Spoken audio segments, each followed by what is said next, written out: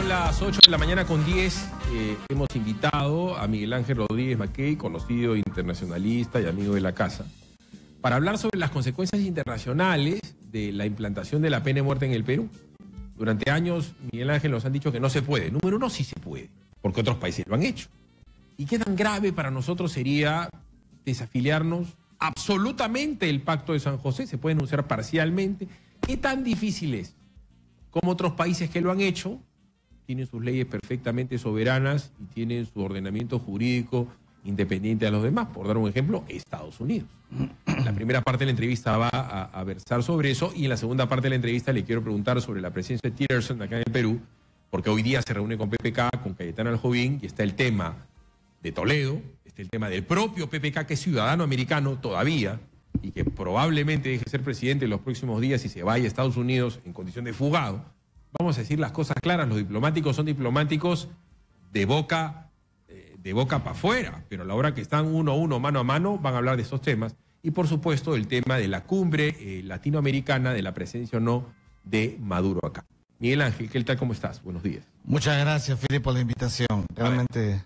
Pena de muerte, Corte Interamericana, Corte Penal Internacional, ¿cuáles serían las consecuencias legales para el Perú? ¿Sería muy grave para nosotros tener pena de muerte? A ver, voy a responder lo último que acabas de decir, que ¿qué le podría pasar al Perú si acaso decidiera denunciar? Porque la palabra técnica es denuncia.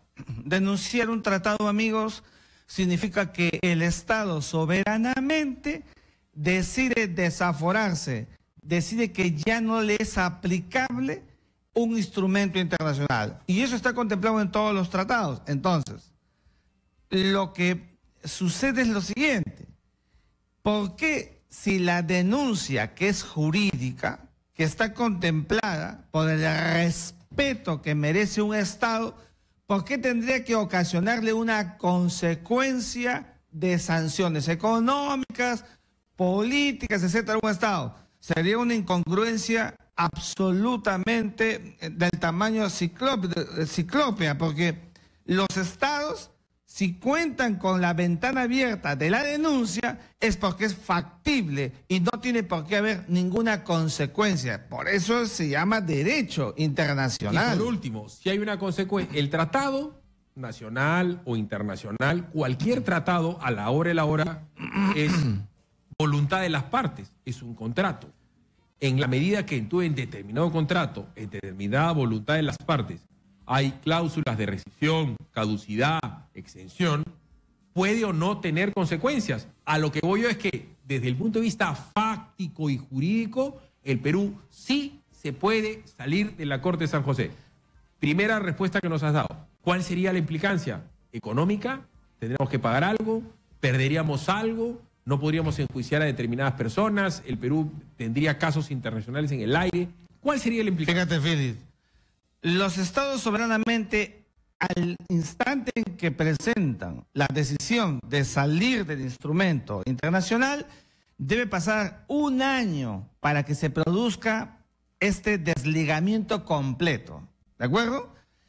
En ese lapso, el Estado, seguramente por acciones políticas de diversa índole, fundamentalmente de la oposición del Estado, van a buscar señalar lo que tú estás diciendo, que se construye una atmósfera internacional contra el Estado, y eso no es cierto. Repito, porque el Estado, en su nivel y en su decisión soberana, ha tomado una decisión de esta envergadura. Segundo, todas las decisiones que adopta el Estado soberanamente se hace en función de lo que tú decías al comienzo, el acto fáctico, es decir, el hecho. Voy a poner aquí el caso de la violación sexual. Mira, antes del Código Penal del año 91, solamente había la imputación de violación sexual a aquel que con violencia penetraba vaginalmente a una niña. Entonces, el hecho social fue tal, los años 80, el terrorismo, la violencia, etcétera, que el derecho tuvo que adecuarse a la realidad. Entonces, ¿qué hizo el Código Penal? Aumentó las prerrogativas, los elementos para configurar la violación y fue que no solamente había violación sexual en caso de usar la violencia, penetración vaginal, sino rectal o anal y oral. Y no solamente con pene, sino con cualquier instrumento. ¿Qué es lo que quiero decir? Que el derecho se adecúa a las circunstancias, al hecho social. En el Perú, perdóname, Philip, para terminar la idea, en el Perú en estos momentos estamos viendo que hay un crecimiento, una ascendencia en los casos de violación sexual devenidas con casos de muerte, como pasó en noviembre cuando hubo el debate y ahora otra vez y seguirán habiendo debates. Esa situación social, el derecho no puede ser indiferente. Ya. Esto lo decimos siempre. Pero por eso el punto es el siguiente, las consecuencias. Si Perú se sale de la Corte Interamericana, hay gente que dice, he escuchado argumentos de gente supuestamente pensante, que estaríamos nosotros indefensos ante los abusos del Estado. Yo pregunto, ¿algún ciudadano peruano de a pie, ¿no es cierto?, que no tenga el apoyo de ONGs internacionales, le hace todos los terroristas, o alguien muy encumbrado, muy poderoso, por ejemplo, Baruch Hipsha, ¿no es cierto?, puede ir a la Corte Interamericana y en debido proceso ganar al Estado por algún abuso o violación a los derechos humanos? Porque todo el mundo cree que los derechos humanos son los derechos de los terrucos. No, hay derecho al nombre. Para todos. Derecho a la propiedad. En el caso de Hipsha fue a la propiedad que le habían robado. ¿No es cierto? Pero digo, no es que la Corte Interamericana sea útil al común de los peruanos. Es a la hora y la hora útil para una élite. Así es. Una élite. O sea, estamos hablando del derecho supranacional, casi una cuarta instancia para una élite. Porque al fin y al cabo las ONGs, ¿no es cierto?, o la gente que tiene plata para recurrir a un abogado de peso internacional, no es pues ni el 0.00% del Perú. No es que el Perú va a tener una floja capacidad de defensa. Acá tenemos Defensoría del Pueblo, Fiscalía, primera, segunda, tercera instancia. Acá en el Perú, para los que detestan a Fujimori y a Montesinos, ellos han sido encarcelados, extraditados, sancionados. Acá en el Perú, que nada tenga que ver la Corte Interamericana. Y ahora el señor Toledo podrá apelar a la Corte Interamericana, como lo podrá hacer mañana PPK, como lo puede hacer el señor Alan García, como lo puede hacer absolutamente todo el mundo. Pero fíjate, si no es el caso, hay debido proceso. Claro que sí. O sea, a ver, la idea o la mala idea de que los derechos humanos solamente son solventados afuera es errada. El Estado tiene un jus imperium, un derecho imperial, y organiza, por eso existe Estado de Derecho, con su aparato funcional, al que hay que tenerle confianza. Una de las razones que dicen que no se puede aplicar la pena de muerte es porque no se puede confiar en el Poder Judicial. Por favor, los sistemas judiciales en el Perú, en Estados Unidos, en la China y en la Conchinchina, siempre tienen niveles de subjetividad y de error. Perdón, acá yo he escuchado gente que me dice el error judicial. La tecnología hoy no es ni siquiera como en los 80, mucho menos la de los 60. Existe ahora el examen de ADN, existe la prueba visual, el testimonial, la cámara Gesell. Hay, como en el monstruo de Huánuco, el tipo grababa él mismo a las niñas. Claro. Están las grabaciones, están los restos, yo no quiero ser chocante, son 8:18, 8:19, hay niños, pero está el resto del semen. Está el ADN, está el resto de hasta las niñas que se defienden o las mujeres que se defienden, el resto de carne encima de las uñas de las niñas. Está el tema capilar.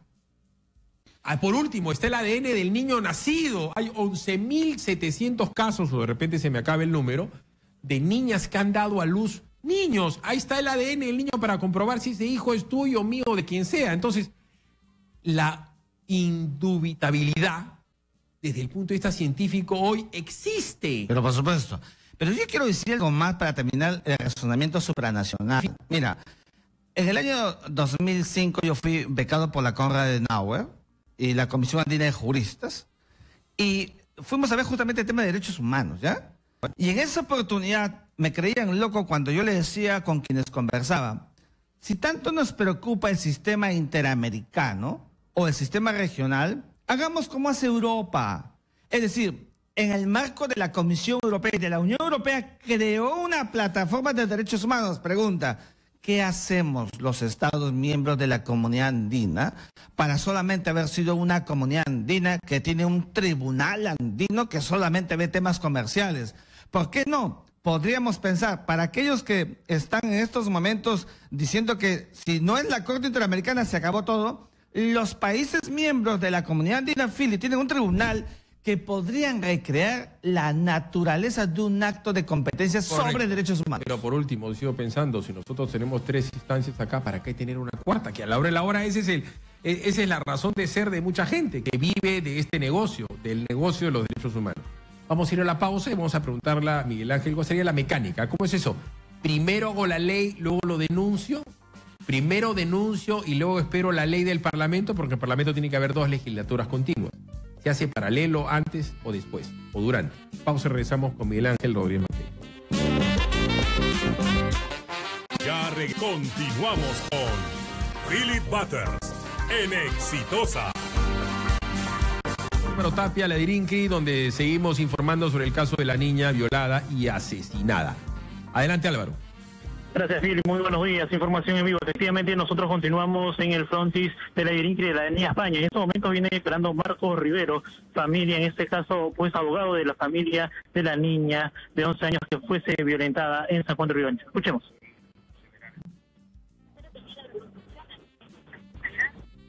Se ha solicitado por escrito ayer para que se señale fecha y hora para llevar a cabo una inspección técnico-policial para viabilizar una reconstrucción de los hechos. Una hora de 72 horas, ¿eso podría ampliarse? ¿Cuál es el procedimiento que sigue? Hay 2 posibilidades que tiene el fiscal, una de las cuales es la prolongación de la detención preliminar por 7 días más, o lo que la parte de la defensa está interesada en que ya solicite la prisión preventiva, porque se cuenta ya con los indicios suficientes, graves y fundados para una prisión preventiva. Recuerden ustedes que en otros casos, con menos indicios, los jueces han dictado prisión preventiva, y sería extraño que en esta oportunidad, donde existen videos, existen distintos peritajes que ya se han realizado, no se pueda dictar una prisión como esta, ¿no? Para encontrar una justicia célere, que es interés de la parte de la defensa. Exitosa. Las tesis, las hipótesis que se puedan estar planteando no tienen todavía una consistencia en la medida en que no se haya realizado la inspección técnico-policial para viabilizar la reconstrucción de los hechos. Después de eso, recién podría llevarse alguna tesis o hipótesis donde esta persona habría necesitado de otras personas más para poder perpetrar el delito. Estamos vivos para Exitosa. ¿Cuáles serían las pericias que el día de hoy se van a realizar? Se nos ha citado para asistir a la declaración del imputado. En cuanto a los peritajes, eso está únicamente a la espera de los resultados de los peritajes. No es que se vayan a llevar a cabo los peritajes que ya se realizaron, sino que los resultados es que se necesitan obtenerlos, ¿no? En este caso se sabe también pues que lastimosamente habrían participado en esta violación a esta niña más personas. ¿Tiene algún dato, alguna información extra acerca de ello? Son tesis, hipótesis que todavía no tienen una consistencia en la medida que no se ha llevado a cabo la inspección técnico-policial para la reconstrucción de los hechos. Después de esta diligencia, recién podría establecerse si se ha necesitado o no la participación de otras personas para la perpetración del delito, ¿no? Bien, muchas gracias. Esta es la información que se tiene entonces desde la Dirinqui de la Avenida España. Informó Álvaro Tapia para Exitosa. Además entonces de la confesión, Miguel Ángel, se tiene todos los temas periciales, técnicos, genéticos, legales, confesionales, probatorios. Entonces, la indubitabilidad no es el problema. Te ruego, ¿cuál sería la mecánica en la medida que haya consenso en el Parlamento? 2 legislaturas y después denunciar, primero denunciar, 2 legislaturas, una legislatura denuncias y otra legislatura más. ¿Cuánto demoraría en buen romance que en el Perú haya pena de muerte y cuánto demoraría en aplicarse la misma? Mira, la Constitución política es muy clara. Para que un Estado pueda desaforarse, denunciar un instrumento internacional, o sea, desligarse, tiene que realizarse un procedimiento en 2 legislaturas ordinarias consecutivas. Es decir, una legislatura comienza el 26 de julio del año en curso y culmina el 15 de diciembre. Va una. La segunda comienza el 1 de marzo y va hasta el 15 de junio del año siguiente. O sea, un año. Ahora, ese acto es un acto que corresponde al jus imperium, al derecho del Estado. No es incompatible, porque así lo establece la Convención Americana de Derechos Humanos, artículo 78 sobre la denuncia. No es incompatible que el Estado, el Ejecutivo, que tiene y que conduce y dirige la política exterior del Estado, realice, formule, impectore directamente la denuncia del instrumento internacional. Y la denuncia del instrumento internacional, como sabes, que te acabo de decir, que debe pasar un año para que tenga eficacia en el Estado. Es decir, mientras van el mes 2, mes 3, mes 4, sigue siendo aplicable al Estado hasta que se cumple el año. En ese lapso, de manera concordante y paralela, el frente interno del Estado decide las dos legislaturas. En otras palabras, no es dependiente del derecho internacional. Primera fase, en primer lugar, la aprobación o la desaprobación, si quiere, la aprobación de la denuncia, porque son dos cuerdas distintas, una del derecho interno y la otra del derecho internacional. A ver, entonces, en buen romance, en un año nosotros ya tendríamos la ley que dice, esta es la pena de muerte en tal caso, la tipificación de la pena y tal, el procedimiento, todo eso. Y nosotros también, ¿cuánto una vez que notificamos a la Corte Interamericana de Derechos Humanos, o es a la Corte o es el Pacto de San José? ¿A quién se le notifica nos estamos saliendo? ¿Cómo no? Al secretario, ni siquiera a la Secretaría General, al secretario general, personae, a la persona, al secretario general de la OEA. ¿Por qué? Porque la OEA es la organización. Tiene dos bracitos, un brazo, el brazo derecho, el más grande, el más importante, sistema supranacional, que la Corte Interamericana de Derechos Humanos. El otro brazo, más pequeño, la Comisión Interamericana de Derechos Humanos. Los dos brazos componen el sistema de derechos humanos por dos entidades. Algunos estaban diciendo el otro día que la Comisión de Derechos Humanos era una instancia. No, no es ninguna instancia. Es un espacio, más bien, que se constituye en parte dentro de una litigación a la Corte, que es la instancia como pasó el otro día. Ahora bien, son 8 de la mañana con 29, entonces quiere decir que nosotros en un año podríamos tener la pena de muerte, y la gente tiene que entender que así como tiene que haber una reflexión en el caso de las dos legislaturas continuas, cuando tú inicias un juicio, como el que puede ser este caso, ya sé que todo el mundo cree que es culpable, que él mismo ha dicho que es culpable, ahora está alegando que la violó y no la mató. El juicio demora, inclusive con el Código de Procedimientos Penales actuales, un juicio de naturaleza para decir que este señor tiene que ir al paredón, demora 3 años. No es, por si acaso, el juez, que es quien evalúa, el de primera instancia, en segunda instancia son 3, en tercera instancia son 5. Ellos no son pues influenciables por un periodicazo, en este momento están con bronca, no van a actuar de manera vindicativa, ellos van a hacer una valoración de la carga de la prueba. Y demora. Así es. Entonces, no es que esto se hace de la noche a la mañana. Lo que pasa es que acá hay gente que vive, mucha gente vive, y digo como negocio, y lucra del tema de los derechos humanos, y al no tener la Corte Interamericana, tendrían que trabajar en lo difícil, que es implantar acá una verdadera reforma en los derechos humanos. O el propio Estado, que se puede llenar la boca, digo congresistas, ejecutivos, todos, porque PPK ahora se llena la boca y tal. Miguel Ángel, vamos a hablar claramente. Acá se han puesto de acuerdo para robarle al Perú, solamente hasta donde sabemos, con OAS, con Odebrecht, con las constructoras grandes brasileñas. En el negocio de la construcción se han robado tranquilamente 12.000, 15.000 millones de dólares.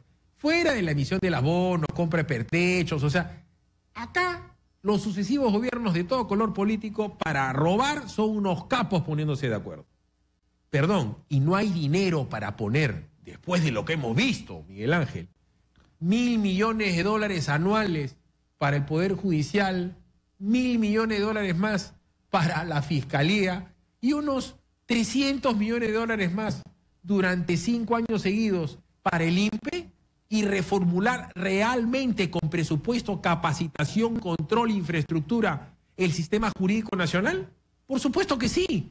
Plata hay. Lo que pasa es que eso no es negocio, y acá el gran negocio del gobierno de los lobistas, repito, no solamente de los 4 gobiernos anteriores, ha sido el gran choreo en masa.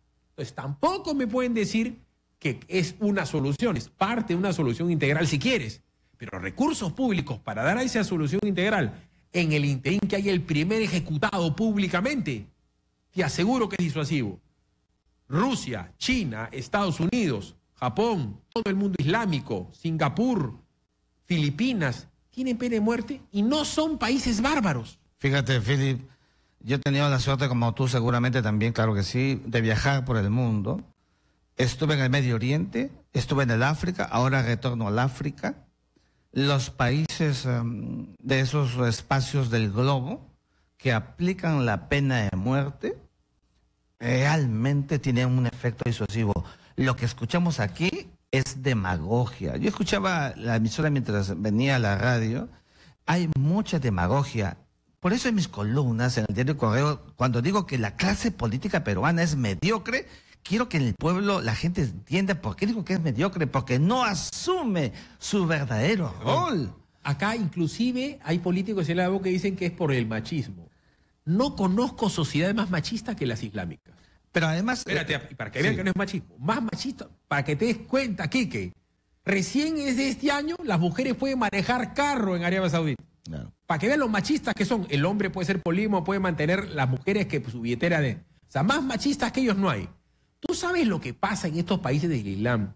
Si tú le levantas la mano a una mujer, si tú violas a una mujer, la violación es pena de muerte de inmediato, o sea, sumaria.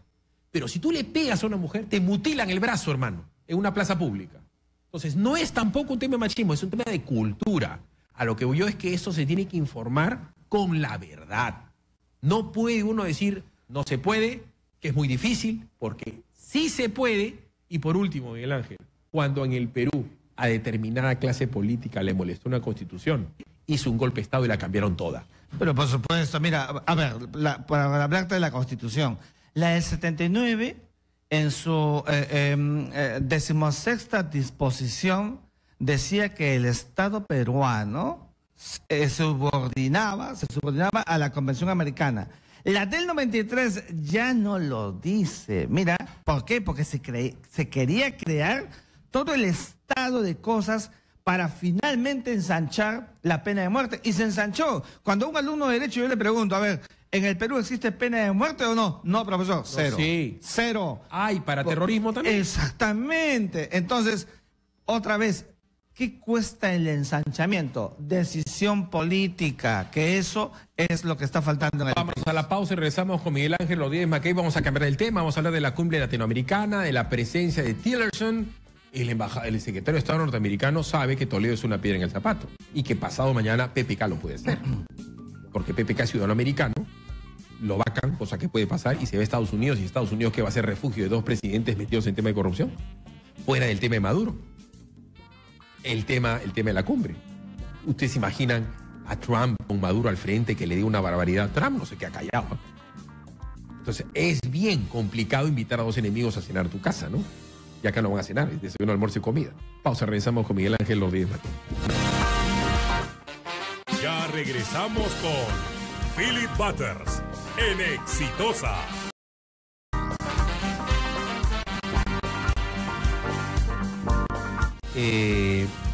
Yo le pido a la gente que como ejercicio, antes de seguir conversando con Miguel Ángel, ingresen al Google y pongan la Declaración Universal de los Derechos Humanos. La gran mayoría de ustedes se va a sorprender. La gran mayoría de ustedes, porque acá tenemos la cuestión distorsionada. Acá relacionamos el tema de los derechos humanos al terrorismo, ¿no? Al malo y el bueno, al bueno y el malo, el Estado contra los terrucos contra el Estado, Abimael Fujimori, y ahí se ha quedado la discusión. La Declaración Universal de Derechos Humanos consagra, por dar un ejemplo, el derecho a la propiedad, el derecho al nombre, a la identidad, el derecho a la libertad de culto. Tú no puedes coaccionar a alguien que está ejerciendo su culto, por dar un ejemplo. Los colectivos LGTB que van a hostilizar a la puerta de la catedral, si la iglesia peruana quisiera quejarse ante ellos, lo podría hacer. Porque tú no puedes ir a la puerta de una mezquita, ¿no es cierto? Por dar un ejemplo, no lo harían, ¿no? Y ponerte a comer chorizos, por joder. Tú no te puedes ir a besuquear al Muro de las Lamentaciones. Yo siempre digo, todos esos que hacen eso, vayan a la puerta de una mezquita y háganlo. Ahí van a ser machitos. Váyanse a Jerusalén y hagan esa barbaridad en el Muro de las Lamentaciones. No va a haber juicio, va a haber un balazo de un francotirador. Por si acaso. Y todos esos estados han firmado, por si acaso, la Declaración Universal, pues universal, de los derechos humanos. Entonces, no crean por si acaso, y léanla, es larguísima. ¿No es cierto? Es larguísima. El derecho a la vida. Declaración Universal de Derechos Humanos.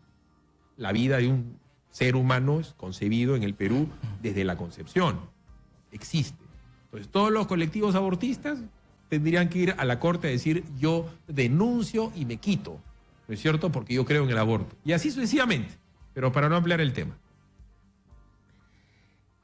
Miguel Ángel, está acá el secretario de Estado norteamericano, es uno de los hombres más poderosos del mundo, es el canciller americano, así se le llama. ¿A qué ha venido? ¿Qué importancia tiene la cumbre latinoamericana? ¿Por qué Trump dice que está pensando en no venir? Fíjate, Phillips, uno mira a Henry Kissinger, que fue y es todavía, está vivo, el más grande gurú de la diplomacia estadounidense, y uno concluye lo siguiente: los estadounidenses, la política exterior de la Casa Blanca es muy meticulosa cuando va a exponer a su presidente, a su jefe de Estado. Y esto que estamos viendo en el viaje de Rex Tillerson, justamente es porque en el mes de abril es la cumbre de las Américas. Entonces, la primera evaluación de la reunión es que Tillerson le ha dicho y le va a decir al Perú que la decisión de si el presidente Nicolás Maduro viene o no al Perú es una decisión del Estado peruano, con lo cual se acabó el mito que escuchamos en la canciller en la entrevista del domingo pasado, que decía, esta es una reunión de países y no de gobiernos. Y el Perú tiene una sola palabra. Señores, el Perú tiene muchas palabras. Es un acto soberano. El Perú tiene que tomar la decisión, si lo invita o no lo invita. Lo que sabemos es que ya lo invitó, porque lo ha hecho a todos los jefes de Estado y gobierno. A Maduro te refieres. A Maduro, ya lo invitó. Entonces, Rex Tillerson seguramente viene a decir que no están dispuestos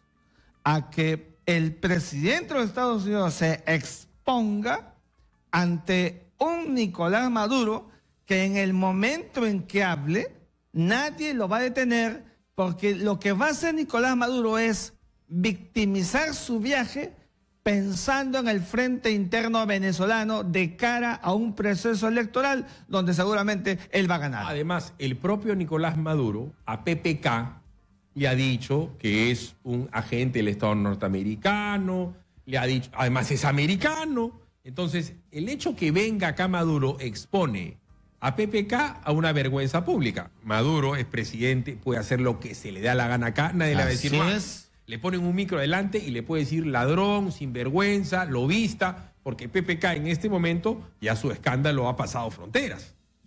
Pero además, Maduro, como tú bien sabes, aprovecha el trampolín y le dice cualquier barbaridad a Trump.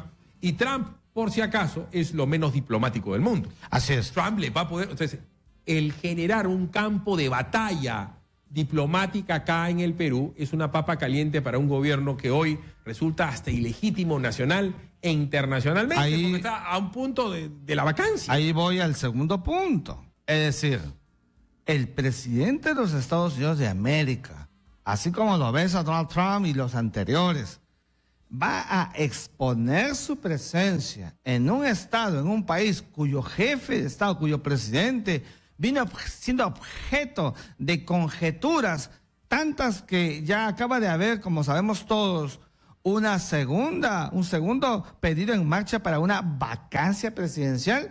Fíjate, la diplomacia estadounidense jamás pisa en falso. Y eso es algo que siempre han cuidado mucho los estadounidenses. Cuando otra vez Henry Kissinger le dijo a Nixon, te vas a ir, presidente, hasta la China. Y Nixon le dijo, ¿me vas a preparar el viaje? ¿Seguro que va a ser exitoso? Y Henry Kissinger le dijo, amigos, en el libro La Diplomacia, vean ustedes, le dijo, presidente, la política exterior de Estados Unidos jamás pisa en falso. Y esa intención estadounidense de la estrategia de la diplomacia la estamos viendo ahora con la venida de Rex Tillerson, que seguramente a puerta cerrada va a poner las cartas sobre la mesa. ¿Cómo es esta reunión? ¿Cuál es su modus operandi? ¿En qué va a consistir de facto, de hecho?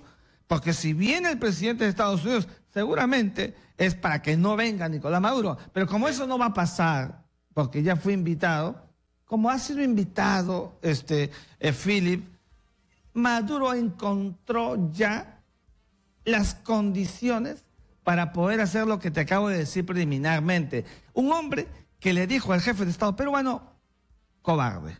Su ministra lo mismo. Fíjate, nosotros retiramos a nuestro... Lo que me quiero decir en buen romance es que a Maduro le conviene venir para sus propios intereses. Pero lógico. Internos, y a Trump no le conviene venir porque Trump se tendría que agarrar de boca a boca y es capaz de hacerlo. Claro. ¿No es cierto? Pero además, días previos, inclusive el día de hoy, Trump ha dicho que no está contento con la lucha antidrogas de los países sudamericanos porque le están vendiendo drogas a sus niños jóvenes. Y jóvenes. Sí. Y además, Estados Unidos está preocupado por el tema de la corrupción en el Perú. Por eso te decía, el contexto en el que le está pasando al Perú, vista la cumbre, no es el mejor para un presidente como Donald Trump, que todavía tiene un frente interno que fortalecer. Pero espérate, cuando Trump dice que está preocupado por la corrupción en el Perú, no hay que olvidar una cosa. Es muy probable, tema que hasta el día de hoy la embajada americana no esclarece como corresponde, que el señor Alejandro Toledo tenga nacionalidad americana. Porque esa famosa fotito con la bandera en la mano, jurando, ¿qué cosa es? Toledo puede tener, no está documentado, oleado y sacramentado ni por el Departamento de Estado ni por la embajada. Toledo te puede salir con que él se nacionalizó americano, tiene nacionalidad americana. Sí se sabe que PPK tiene nacionalidad americana. Y Toledo, que es un expresidente, se está pidiendo la extradición, y la extradición, por si acaso, la exige el Poder Judicial, pero la tramita y la pide el Poder Ejecutivo. Y a quien le va a llegar la extradición de Toledo es al Departamento de Justicia, o sea, al Ministro de Justicia de Estados Unidos. Pero a la hora de la hora, digamos las cosas claras, Toledo sirvió a los intereses americanos, Toledo es un catedrático de universidad americana, es reconocido en Estados Unidos como un hombre que le sirvió a los gringos, y a la hora de la hora ellos tendrían que entregarlo por corrupción, y ese mismo destino, todo apunta a que va a tener PPK, en donde ya es obvio que es ciudadano americano. Eso Tillerson se lo va a decir. Lo va a decir, y creo que por esa misma razón será un punto muy flaco para una diplomacia económica donde no haber sido coherente. Si hubiéramos sido coherentes, si no hubiéramos tenido miedo, directamente hubiéramos prescindido. Correcto. Son 8 de la mañana con 48. Vamos a ir a una pausa y seguimos con este tema que parece sencillo. No es sencillo. O sea, póngase a pensar, para nosotros PPK es importante, ¿ya? Porque es el presidente del Perú. Cualquier estado de la Unión Americana es más importante que el Perú. Hawái es más importante que el Perú, ¿ya? Para los gringos. Para los gringos en este momento es una piedra en el zapato esta cuestión. Pero es una piedra en el zapato chiquititita. O sea, el señor, Trump dice no voy y se demora 3 minutos en tomar la decisión. ¿No es cierto? No se va a exponer a venir acá a una pollada bailable, que para el gringo Trump esto es una pollada bailable. Digamos las cosas claras. A él le importa el G20, ¿no es cierto? Eso le importa. O sea, él no va a Davos. A él lo que le importa es el G20 y cuando se reúne con Xi Jinping y cuando se reúne con Putin. Y ahí, reuniones a él, le importan un rábano. Es la verdad. El gringo, cuando te dice America First, es porque a Estados Unidos le importa primero. Entonces él no va a venir acá a exponerse a que lo maltraten y le va a decir al patita, mira, compadrito, tú eres un americanito que tienes tu pasaporte, lo que tú quieras, pero si tú estás en un choreo, mejor no vayas a Estados Unidos, ¿eh? Como Israel se lo dijo a Toledo. Mejor no vengas, hermano. Porque ya Estados Unidos tengo a Toledo, ¿te me vas a regresar tú también? Mejor agarra tu pasaporte suizo, que PPK también lo debe tener, vete para allá, hermano. Y eso se lo puede decir claramente Tillerson. No queremos un segundo problema con usted. Y el gringo se para y se va. Para Tillerson, él es muchísimo más poderoso que PPK. O sea, Tillerson lo mira a PPK, pero por recontra encima el hombro. a él y al Perú. Así nos duela. Así nos duela. 8:50, pausa, regresamos. Ya regresamos con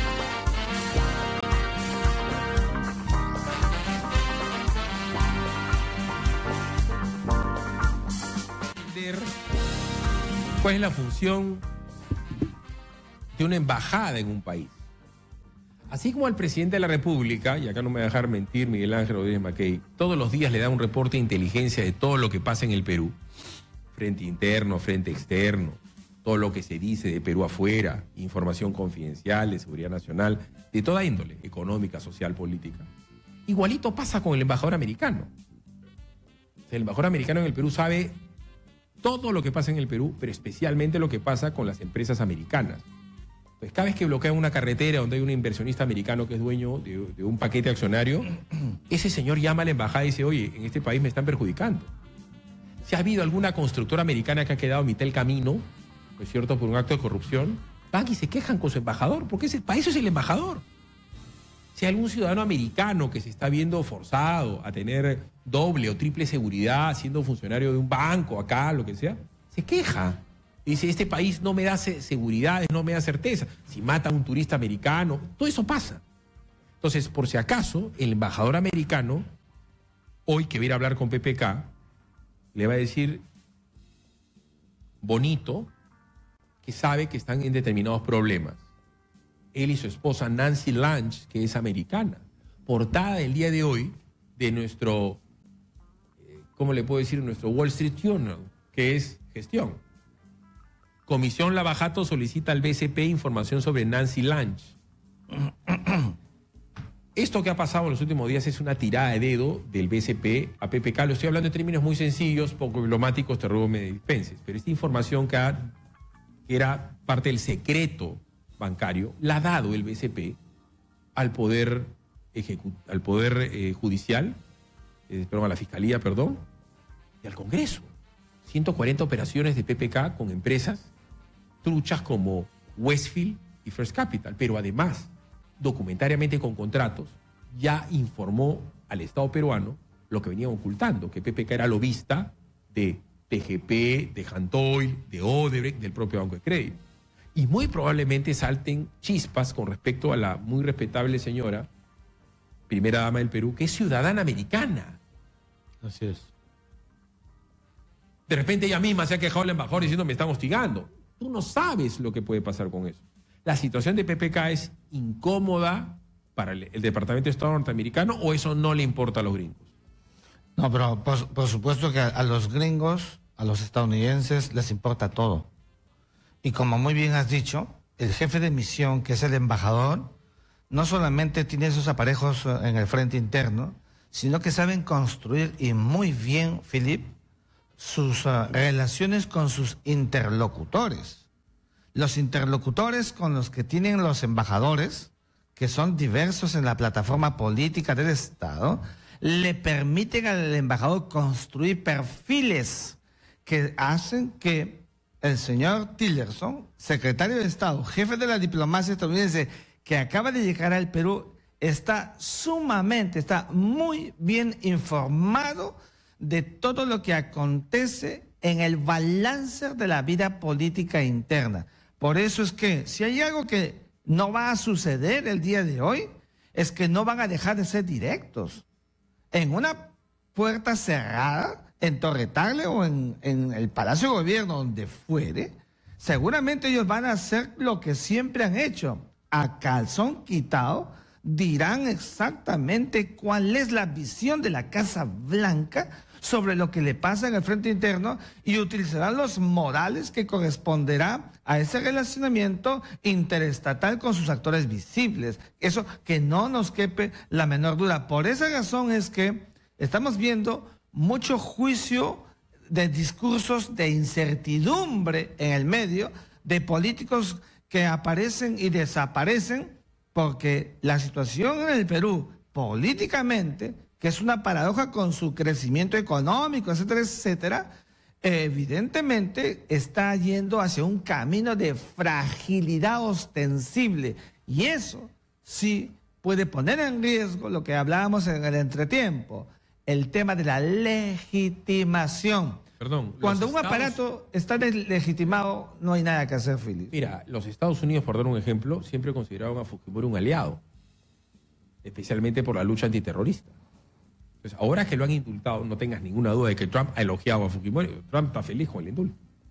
Y Trump no va a estar feliz si PPK negocia otra vez meterlo, sacarlo. Y sabemos que eso puede pasar, porque si la Corte Interamericana finalmente dice que observa, que dice que lo devuelvan, que lo vuelvan a ver, PPK va a poder volver a jugar con su vacancia con los fujimoristas, digo, con los kenyistas.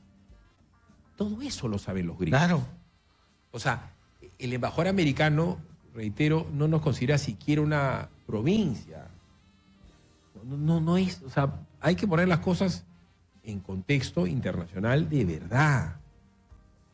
O sea, Tillerson está acostumbrado a otras ligas. Para Tillerson es incómodo venir al Perú. Además, Philip, Donald Trump no ha ocultado su visión de América Latina, trayendo al presente que es el patio trasero de Estados Unidos de América. Digámoslo, es otra visión. Cuando vinieron la vez pasada para el tema de la cumbre, era otra cosa, pues. Ahí sí Trump vino con otro talante. O sea, Trump vino como líder mundial, se cruzó con Putin. Estamos hablando de otro vuelo. Así es. Otra realidad. O sea, otras ligas. Él viene porque era un tema mundial y ahí sí le importa un rábano si es en Filipinas o en Katmandú, él va. Porque esa es su función, decir, acá está el imperio americano. ¿No es cierto? Claro. Entonces, ellos todos saben y ellos ponen condiciones. Te lo dicen bonito porque el idioma diplomático... Te lo dicen bonito. Pero te lo dicen. Te lo dicen. Pues somos un país, hay que decirlo, en la teoría de las relaciones internacionales, que son las relaciones entre estados, sujetos, etcétera. Somos periféricos. No estamos en el centro de nada. Y como periféricos tenemos que reconocer nuestro realismo político, nuestra posición internacional.